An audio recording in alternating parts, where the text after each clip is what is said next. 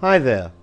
The son of a poor man is the literal translation in Hebrew of Benoni, and it's been also recruited as the name to this common thematic trap in the modern Benoni.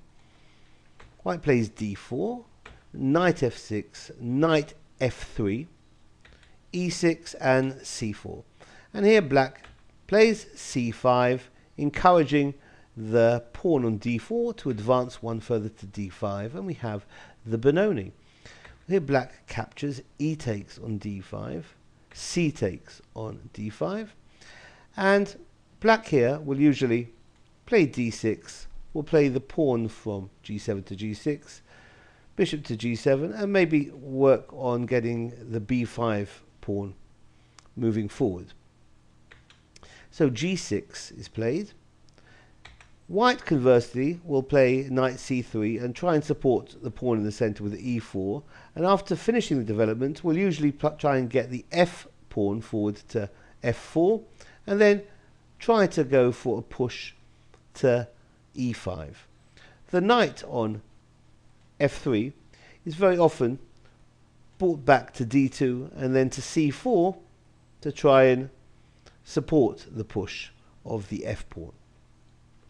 So here black plays bishop g7, white continues as planned with e4, d6, and the most common move here for white is bishop e2, black will castle, white will castle, and rook e8, black's applying pressure immediately on the e pawn.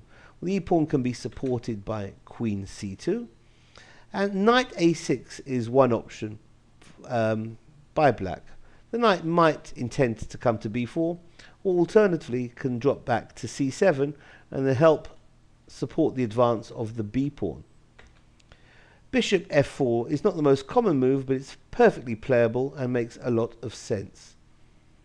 And here black drops the knight back to c7 rather than going for the knight b4 line, and this is where white goes wrong.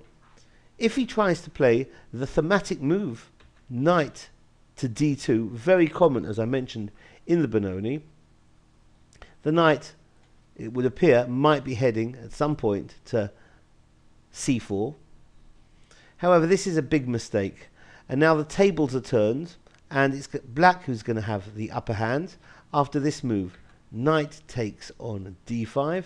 Several grandmasters have in fact missed this try. So what's white going to play here?